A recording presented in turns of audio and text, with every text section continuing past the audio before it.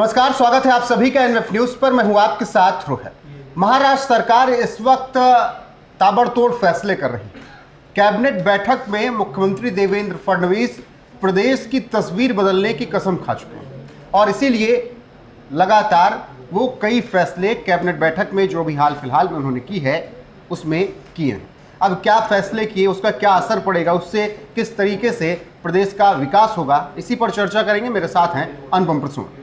और देखिए रोहित, सबसे पहले तो अपने दर्शकों को ये जानकारी दे दें कि महाराष्ट्र में कल एक बहुत बड़ी बैठक हुई थी और वो बैठक तो आपको पता है कि कैसे भारत की सुरक्षा हो और साइबर अटैक से भारत को कैसे बचाया जाए, इस पर बातचीत हुई थी, जिसमें तीनों सेनाओं के कई बड़े अधिकारी शामिल हुए थे और जो महाराष्ट्र इंटेलिजेंस यूनिट है वो शामिल हुई थी, वहाँ की जो अपनी एजेंसी है वो शामिल हुई थी और पुलिस के लोग शामिल हुए थे, पुलिस के अधिकारी शामिल हुए थे।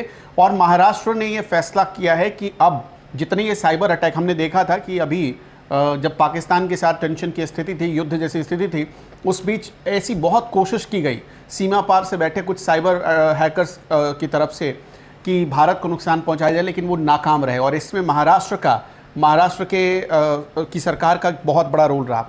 अभी आज कैबिनेट की बैठक हुई है महाराष्ट्र में, तो जो कल का फैसला था, जितनी स्पीड से देवेंद्र फडणवीस काम कर रहे हैं, इस फैसले को अब थोड़ा सा मोड़ कर देखिए तो आज आम लोगों के लिए कई बड़े फैसले हुए हैं जो महाराष्ट्र से और ख़ासतौर पर मुंबई से जुड़े हुए लोग हैं।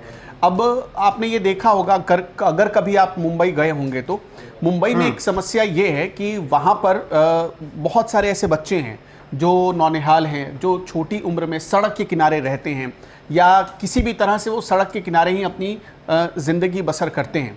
अब ऐसे लोगों के लिए 29 मतलब अलग अलग चरण में काम किया जाएगा और फर्स्ट फेज में 29 नगर निगम क्षेत्रों को चुना गया, जिसमें 31 मोबाइल वैन लगाई जाएगी और इस मोबाइल वैन में उन बच्चों के लिए जो बच्चे सड़क के किनारे रह रहे हैं उनके पुनर्वास की व्यवस्था की जाएगी। पुनर्वास का मतलब हुआ कि वो सड़क के किनारे ना रहें, वो ऐसे उस मोबाइल वैन यूनिट में रहें, उनके लिए वही घर होगा, वहाँ उनकी पढ़ाई का, रहने खाने का इंतज़ाम किया जाएगा और 8 करोड़ रुपए इसके लिए फर्स्ट फेज़ के लिए आज स्वीकृत किया गया है।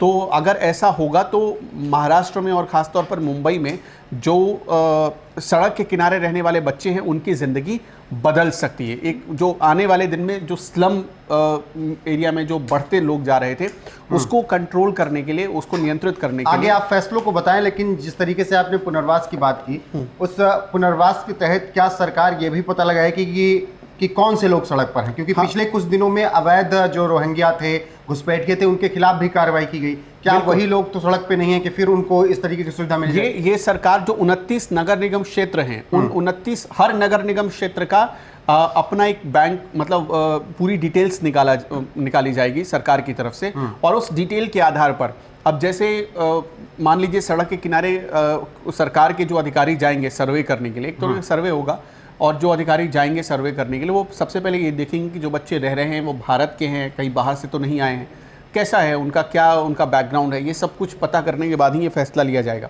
अब चूंकि देखिए पुनर्वास की जब बात हो रही है तो मुझे याद आता है प्रधानमंत्री नरेंद्र मोदी ने एक भरोसा दिया था लोगों को कि 2022 और 24 तक सबके सिर पर छत होगा, ये भरोसा दिया था। आपको पता है कि महाराष्ट्र में एक बहुत बड़ी योजना वहाँ की सरकार चला रही है और बहुत कम कीमत में, बहुत कम दाम में लोगों को शहरी इलाके में, मतलब अर्बन एरियाज़ में रहने के लिए फ्लैट्स मुहैया कराती है सरकार। और ये इतनी कम कीमत होती है इसकी, महाराष्ट्र में और मुंबई में फ्लैट किसी के पास हो ये एक सपना होता है। आज की तारीख में तो सपना ही है, क्योंकि वहाँ पर 100 करोड़ 200 करोड़ के जहाँ फ्लैट्स मिलते हैं वहाँ कुछ लाख रुपए देकर आप फ्लैट खरीद सकते हैं। तो और वो भी सरकार देती है, उसमें भी बहुत सारी चीज़ें और रियायत मिल जाती हैं। अगर आप लोन लेते हैं तो उसमें भी बैंक से छूट मिल जाती है। तो ये सब सरकार कर रही है। अब इसी के तहत आज की कैबिनेट की बैठक में ये फैसला लिया गया कि होम स्वीट होम योजना के तहत जो नागपुर स्मार्ट सिटी परियोजना चल रही है उसके तहत जो जितने घर आवंटित किए गए थे उनके जो पट्टा शुल्क लोग जो देते हैं उसे घटाकर 1,000 रुपये कर दिया गया। सिर्फ 1,000 रुपये अब उन्हें देना पड़ेगा किसी भी रजिस्ट्रेशन के लिए। कोई भी अगर वो फ्लैट लेते हैं तो उनको सिर्फ पट्टा शुल्क, ये नागपुर स्मार्ट सिटी परियोजना के तहत लागू किया गया है कि वहाँ पर सिर्फ 1,000 रुपये में उनको घर मिल जाएगा। इसके अलावा नई सैंड नीति बनाई गई है। जो एम सैंड होता है, यानी जो कृत्रिम सैंड होता है, उसके लिए उसकी मंजूरी मिली है, उसकी नीति को मंजूरी मिली है। और उद्योग विभाग हर ज़िले में 50 ऐसे व्यक्ति या संगठन, एक ज़िले से 50 ऐसे व्यक्ति या संगठन, उनको इस मामले में रियायत दी जाएगी। वो एम सैंड जिसको कहते हैं कृत्रिम रेत, उसके लिए जो अपने फॉर्म्स हैं वो स्थापित कर सकते हैं। और ये सरकार 50 लाख रुपए प्रति इकाई उनको रियायत भी देगी। एम सैंड का उत्पादन करने वाले इकाई को प्रति ब्रास 200 रुपये का भुगतान भी किया जाएगा। मतलब सरकार एक तो क्या शुल्क में भी रियायत दे रही है और दूसरे में की भुगतान भी करेगी।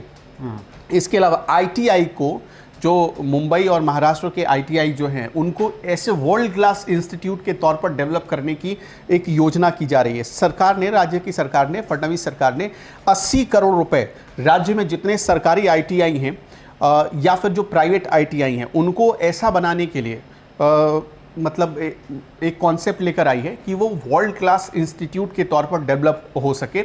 और वहाँ से जो बच्चे, देखिए आईटीआई में होता क्या है, बेसिकली कौशल विकास होता है, मतलब उनको वोकेशनल ट्रेनिंग दी जाती है। आपने पढ़ाई की किसी यूनिवर्सिटी से, वहाँ आपको डिग्री मिल जाती है कि आपने एक क्लास पास कर लिया, लेकिन आपको काम करने के लिए आपको प्रॉपर ट्रेनिंग की ज़रूरत होती है। तो उस ट्रेनिंग, वैसी ट्रेनिंग दी जाती है आईटीआई में। आईटीआई में वैसी चीज़ों की ट्रेनिंग दी जाती है जो टेक्निकल क्षेत्र से जुड़ी हुई होती हैं, ज़्यादातर वही होता है। तो यहाँ पर अब इसे वर्ल्ड क्लास, मतलब जैसा यूएस में, जैसा यूके में होता है, जो बड़े देश हैं, वहाँ पर जो मतलब स्टैंडर्ड है, ट्रेनिंग के साथ जॉब मिल सके, स्टैंडर्ड की ट्रेनिंग देने की योजना फडणवीस सरकार बना रही है। ये जॉब ओरिएंटेड, मतलब ऐसा है, पहले तो हम सुनते थे जॉब ओरिएंटेड, लेकिन अब इसमें ऐसी ट्रेनिंग दी जा रही है कि जॉब ओरिएंटेशन के साथ गारंटी भी सरकार लेकर आई है कि अगर ये ट्रेनिंग आपने कर ली तो गारंटी है कि आप कहीं ना कहीं एक अच्छी खासी सैलरी ले सकते हैं। जैसे आपको पता है कि भारत से कई लोग कतर जाते हैं, दुबई जाते हैं, यूएई जाते हैं और वहाँ पर जाकर काम करते हैं, वहाँ पर जाकर नौकरी करते हैं। और उनमें से ज़्यादातर लोग वो होते हैं जो यहाँ के अलग अलग आईटीआई इंस्टीट्यूट से ट्रेनिंग लेकर जाते हैं, पास आउट होते हैं, क्योंकि वहाँ पर ऐसे लोगों की बहुत डिमांड होती है। तो एक बड़ी अपॉर्चुनिटी राज्य सरकार ने इस फैसले के जरिए खोला है।